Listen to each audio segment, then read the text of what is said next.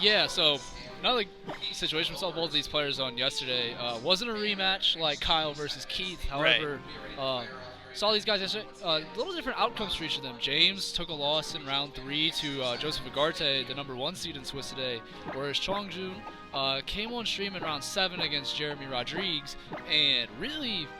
And what he told us was his first regional put on a show. Like yeah, he was really had a dominating performance in that match that we had him on. Right, and that was against another Xerneas Groudon team. We really saw how much work the Lucario and the Lunala did in this type of matchup. Absolutely. However, could be a little bit something different. We see Hitmontop and Tornadus on James's side. Two Pokemon Lucario really doesn't like to see. And another important difference in that is Kangaskhan and Tornadus is generally a much better duo against this SpaceX core. Kangaskhan able to deal with Lunala with that scrappy fake out, Tornadus getting that taunt off, potential Icy Winds breaking the Shadow Shield, allowing for Groudon to get off, say, an Eruption, or something along that lines. So, Chongyu gonna have to adjust his game style a little bit from yesterday, probably. Probably gonna be something very similar on his side, but... Right, because yesterday we saw him playing like a very hyper-aggressive play that definitely overwhelmed Jeremy, but against these Kang Torn teams, they kind of want you I was to play going to say that hyper-aggressive you know? nature can kind of come back and bite him, because if you take necessarily the wrong knockout... Exactly, then that gives this Kang Torn player an opportunity to bring in the Pokemon that they want to have, under Tailwind. Right, and we actually see Chongju leading with that Tapu Lele and Lunala, so really kind of in fear of Tornadus, I guess, there, just not wanting to deal with any of those prankster taunts. And Tapu Lele often holds a choice scarf, so if that Tailwind gets up, going to be the fastest thing in that and be the fastest Pokemon on the field anyway. Also really important right now, with that Amoonguss on the field, that Psychic going to be doing a lot of damage. So you've got 2 Psychic-type Pokemon out against an Amoonguss, and, we mentioned yesterday James, with this Hitmontop, normally an Incineroar on these teams, he has no Psychic resist to switch in here. Right, and that Incineroar is often a very crucial part of this matchup for these Kangaskhan Tornadus teams. However, with that being gone, the Psychic mode of this team is really just going to be able to kind of just target down whoever it wants. Right, there's no fear of, Psychic move going into the wrong slot. Right, but we do see Psychic going into that Amoonguss Protect, so big Protect there, and Kangaskhan actually just going to go after Tapu Lele. Tapu Lele with the double edge. So, big KO there. Tailwind does go up for Chongjun's side, however... it was really at a pretty significant cost, for sure. Yeah. So, normally in this situation, like if you're looking at it from James' side, oh, you get the KO, I get Groudon in. And you're spinning full power eruptions. However, now, kind of one of the downfalls, I guess, of the this core is its really kind of lack of spread offensive options. Really, more so wants the speed control to try and get Xerneas set up or get some damage off with Lunala. However, with that Amoonguss there and a Kangaskhan on the other side of the field, not really going to be able to get down the damage that it is used to getting. Xerneas definitely, it doesn't want to be setting up in front of an Amoonguss, just because of the threat of... But we do see that Amoonguss will switch out, so no fear that that side shot going into Tornadus doing a whole lot of damage. That did quite a chunk, and this U-turn is enough to pick up the KO. Yeah, so very important KO on that Tapu Lele for James' side in the first turn to maybe let Tornadus get some of his shenanigans going around later in the game. However, just KO'd right away, so just not going to be getting any speed control on James' side later in the game. That's a really big KO for And now we do see the Xerneas coming in here. Right, and with that Tornadus going down, couldn't taunt anyway because of the psychic terrain. However, if this Lunala is able to hang around later in the game, it will now be uncontested with its speed control options. Right, that's going to be big for Chongjun. Because again, like we mentioned, these Kang Torn teams really rely on moving first. And when you take that away, you take away a lot of how the team functions. James, of course, still has threats. He could have that Groudon in the back. That's going to deal a ton of damage with an Eruption here. And Amoonguss, of course, not a bad option versus Xerneas, but it definitely struggles against Lunala. Right. Really wouldn't be surprised to see Amoonguss come out, and it does back here. Groudon, while it does have a lot of damage potential right now, Lunala's Z move is still active. You don't want to be taking a menacing Moonraze Maelstrom for nothing. and be And left with especially Kangaskhan until- Amoonguss left. Like, this isn't 2014 anymore. Kangaskhan Amoonguss isn't exactly the offensive powerhouse that we're used to it being.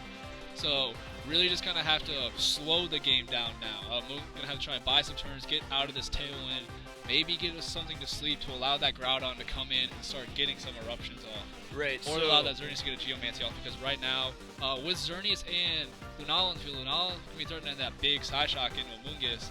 And Xerneas is still no slouch on its own without that Geomancy.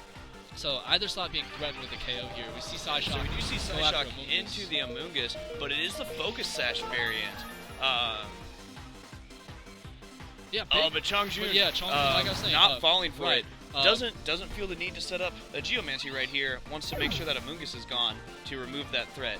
Right. As we do see a bite coming out from Kangaskhan into Lunala, and it is enough to pick up the KO this turn. Yeah, so that's a big KO on both sides. Yeah, for sure. Chongjun, get rid of that Amoonguss, no longer have to worry about your team being put to sleep at this point. So Xerneas, if it wants the Geomancy, doesn't have to worry about getting put to sleep for it, or getting Clear Smog and just losing that boost for nothing. More importantly, on James' side, that Lunala goes, getting rid of that Lunala. There's no Z move live anymore. There's no Tailwind. So if Xerneas is faster in this situation, Xerneas, they trade Geomancies, James is going to be moving first. And in the Xerneas mirror, we saw how important that was last round. So very big KO there. A lot of damage also taken off of Chong Peng's board. That Lunala, we saw how much damage it was doing with that Psy Shock. Be doing a lot of damage to Xerneas in this situation, would definitely KO the Kangaskhan. We see that So we do see Chongjun's Xerneas going first, which is going to be very important in this late game. Right.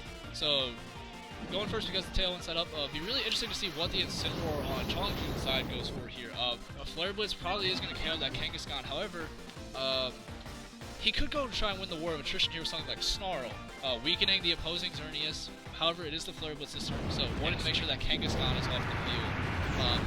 So does pick up the knockout. That's a really big KO for Chongjun. This Incineroar and Xerneas, 2 versus 1 is always a great thing. Yes, Xerneas was able to bring back a 3v1 yesterday, but Incineroar a little bit bulkier than what that Groudon was, and Incineroar does carry that Snarl sometimes, so can try and get some Snarls off and allow Chongjun's own Xerneas to win this Geomancy war. And, you know, then the other thing is, like, it's a lot harder for a boosted Xerneas to be the thing bringing you back when one of the things it's bringing you back from is an opposing boosted Xerneas, you know? Right. And so Tailwind does peter out. My mistake, I thought it had ended the previous turn, which is why I thought the speed tiers was important, but it happens. So, yeah, you know, like... We do see James's Xerneas moving first here, so doing a lot of damage in that and big getting special a big attack special drop. attack drop. Chongjun, of course, going to retaliate with that Moonblast. Not doing as much because of that special attack drop, and we actually don't see a Snarl Yeah, so we do come see out. the Flare Blitz. Chongjun just going straight for damage. But that is a 2-hit KO. And that does so a ton of damage. It kind of forces James to go for a Dazzling Gleam here, but you know, given that Incineroar takes neutral damage from Dazzling Gleam, you know, it may be fine coming, you know, for at least one. we do see James going for that Dazzling Gleam, probably hoping for a critical hit. And it does KOs not get neither it with either. Pokemon, so that's going to give Chongjun the chance to take this game 1. Yeah, so really well played there by Chongjun. Taking advantage of James's kind of lack of speed control in that matchup. Getting his Tailwind up with Lunala right away and making a whole lot out of it. Was able to KO the Tornadus, was able to KO the Amoonguss. The 2 support options that James was really kind of banking on to allow his own Xerneas to win that game. Because those options were removed so readily, we saw that Chongjun's own Xerneas and his Incineroar were able to kind of play the War of Attrition, bulk out James' own Xerneas, and pick up the KO to end the game. Yeah, and I mean, probably the biggest KO besides the Xerneas to win the game itself was when when Chongjun KO'd that Tornadus on the switch in, Right. you know, taking away the chance to mirror Tailwinds and just, you know, moving first. When you KO Pokemon before they get a chance to attack, you know, you really put yourself in a great position, and Right. Chongjun really took advantage of that. And we talk about how Chongjun wants that speed control for his restricted Pokemon. It actually kind of helped his Incineroar in that case. Absolutely, Because we saw his how Incineroar we saw how much damage that the Xerneas had taken from James' own Xerneas. If Kangaskhan was ever able to get a hit off onto that Xerneas, Chongjun could have potentially lost that game had some things played out differently. Of course, we don't know how it could have gone. Right. But if Kangaskhan gets an extra double edge off on his Xerneas, we never know how this game actually goes. Exactly. So that tailwind, allowing the Incineroar of all options to get some offense going, really just allowed him to just stay in control of that game throughout the entirety of it. So maybe if you're James, you saw it wasn't great if Chongjun gets up that tailwind with his Lunala. So maybe a little bit of more priority with his own speed control in this game. But right, another at the thing very is, least, mirroring tailwinds, right. or trying to prevent the tailwind in some way. And this is also kind of a thing where James is kind of going away from the typical build goes here. If there was an Incineroar in that matchup, maybe it's Incineroar switching in on that side Right. shock, and there's no Incineroar loss of switches in Tornadus. on that psychic spam so much better. Right, but you got to play with what you got. So Exactly. if you're James, probably I think the adjustment here really is around getting your own speed control up. You saw that you have the faster Xerneas. Your team is much more capable of taking multiple KOs with the ground on option. And we actually see Chongjun, we've seen him go offense these past every game. We see him taking a little bit of a back seat with Xerneas and Amoonguss. And we saw Kangaskhan Tornadus mirrors last time. Now Xerneas Amoonguss mirror. Yeah, so the Xerneas Amoonguss mirror definitely takes me back to 2016. This was right up there with, leading Kangaskhan Xerneas or Smeargle Xerneas. Amoonguss Xerneas, another thing. It just takes me back. And as we saw earlier, this matchup is a little bit of annoying to the opposing Xerneas. Amoonguss can just really be a pain. Has the Spore options, has that Clear Smog. Neither Xerneas, while you want to get that Geomancy up, it's like Rage Powder Geomancy really isn't. Like, it's not safe, it's not particularly beneficial. a good play because you can just lose that Geomancy boost right away. Especially, taking a Clear Smog. But then on the other side, switching out opens you up for a Spore. Right, and we actually see Spore into the opposing. I think that was the opposing Amoonguss there. Yeah. From James' side. Yeah, the spore from James' side went into the opposing Amoonguss. It doesn't work out here, but I like that play because if you're playing high level, I'm anticipating my opponent to think, all right, my Amoonguss is immune to Spore, so that's the spot that's safe to switch in. And you really kind of punish your opponent for trying to get fancy. Right. It didn't work out here for James, but it's not a bad play to make. Right, and we saw that Incineroar getting on the field right now is very important. We saw how much that Flare Blitz was doing to Xerneas in Game 1. Definitely probably bringing that Amoonguss down to its Focus Sash now. We see James smartly not going for Geomancy in this situation, knowing that he's likely to get Clear Smog or put to sleep. It actually is that sleep option for the Amoonguss, so Xerneas taking a little bit of a nap here, allowing getting some damage off, but Kangaskhan, more importantly, gets in for free on the other side. Maybe can open up some things with like a Fake Out on the opposing Amoonguss, and maybe we can something like a Groudon switch in from him in this game. Or we could just see his own Amoonguss come back in. Incineroar and Amoonguss not really doing a whole lot of damage. That Moonblast chip actually very important. I think we saw that this Incineroar's Assault Vest, it took damage where it did not have that berry proc, so maybe a double edge from Kangaskhan would just be able to KO here. Right. So, kind of a tricky spot here for James. You got some decent chip damage off. However, his switching around really hasn't promoted a lot of board position. Kangaskhan is free to double edge whatever he wants, free to fake out whatever he wants, but that partner slot's kind of not putting on any pressure at the moment. So really just kind of needs to figure out what he's going to do and try and get some momentum on his side of the board. Yeah, so Xerneas takes its first turn of sleep as Kangaskhan forgoes the double edge, forgoes the fake out in favor of double edge, choosing to pick up that KO on the opposing Incineroar. Right, that is a big KO because we saw that Chongjun does have his own Xerneas, so that's another fake out option that is gone. More importantly, that Flare Blitz option is gone for James's Amoonguss, so Amoonguss now has a much better time of just kind of sitting around, throwing off spores without having to worry. Especially with Xerneas and Amoonguss, you have to imagine there's probably a Lunala in this matchup from what I would have to assume, but Chongjun's own Xerneas comes out here, and that's a great time to get it out. This is a scary thing to be looking at if you're James Evan. Right. Two sleeping Pokemon. Kangaskhan hasn't taken a turn of sleep at all yet. his Xerneas could wake up this turn though.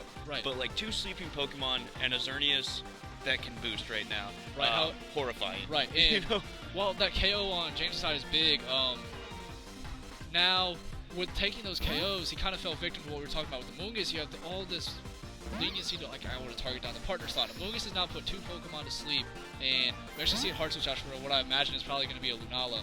And now you've ignored that slot for so long. The Xerneas on Chongyun's side is going to be able to set up, and now riding that momentum from the sleep of all things allows both restrictions to get out. This boosted Xerneas. The Amoonguss switching on James' side is great, because dealing with that Xerneas, however, Lunala does not care about your Amoonguss. Chongjun just a step ahead there by, anticipating that Amoonguss coming in and saying, hey, both of my opponent's Pokemon are already asleep. My Amoonguss is done. Let's get in something that can deal with this Amoonguss. And so this is, James puts himself in a better position here, but it's not great. He's got to deal with a Xerneas Lunala right now, which is not a fun thing to do. Right. And Xerneas Lunala has so many different options that it can go for here. We could just see like a Dazzling game, Menacing Moonrays. However, if James goes for something like a Protect on his Amoonguss, we saw that Ian McLaughlin was running like that Psych Up option with his SpaceX core yesterday, so we could just see that come out, and then suddenly it's double plus Protect. 2. Right. So if you're James, you're in a really bad spot here. We see that Protect. Yeah, so we do see the Protect coming out from the Amoonguss.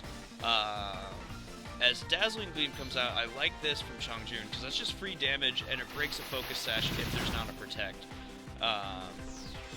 And Xerneas takes another, that's Xerneas the max taking sleep a turn. full sleep there. And that's going to be very punishing for James, because now, does he switch something in for Xerneas to try and keep it around to wake up later, or does he just have to sacrifice it? Really doesn't have a lot of switch options. That lack of Incineroar would be a great switch in for this matchup.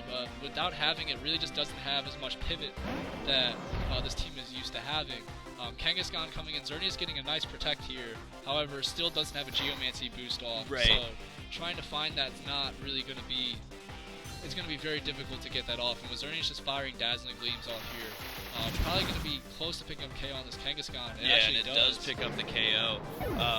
So James doing what he can to try and position himself better, but there's just not much that can switch into a boosted Xerneas. It just deals so much damage, it punishes everything you do.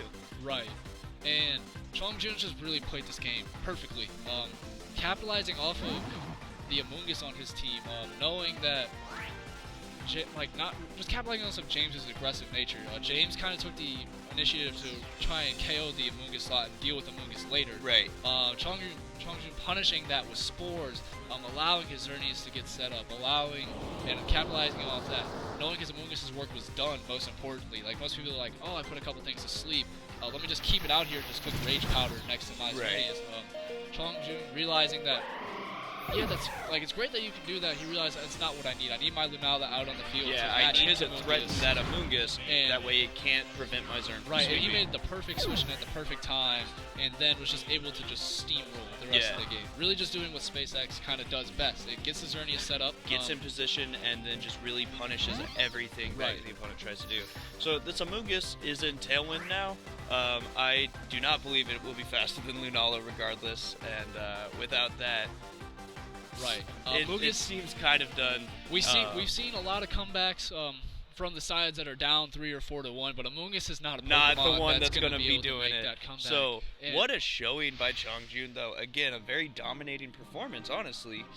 Right, and it was kind of it was tale of two different tapes there. The first game we saw him utilize that offensive nature with the tailwind. In the second game, really kind of went away from how he seemed to play. He played a little bit more deliberate, willing to wait it out, played the board control game, put things to sleep, waiting for his opportunity rather than forcing it, and just playing with that patience in game 2, and that Amoonguss really just allowed his 2 restricted Pokemon to do their, just do a whole lot of work. Right. So we'll be right back, guys, with an interview with Chongjun, and right after that, we'll be coming up with another top 8 match.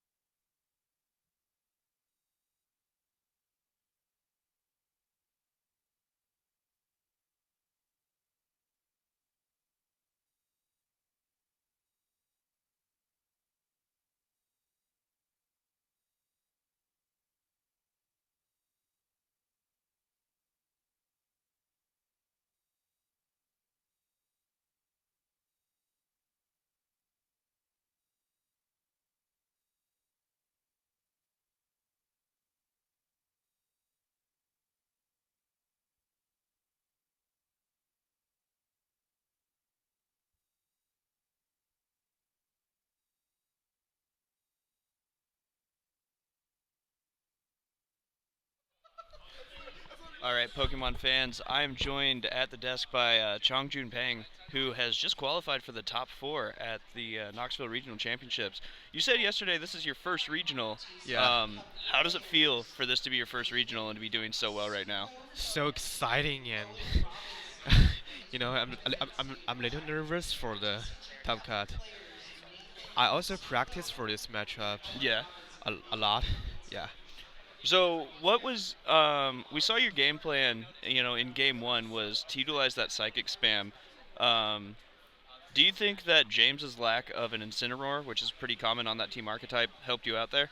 I found that he don't have Incineroar in this team, so my Tab Lele and Lunala is pretty important. Right. And I don't have tabs, such choice like Tab Fini and Tab Gogo, so I guess he will lead Among Us. Mm-hmm. So I lead Tab Lele and Lunala.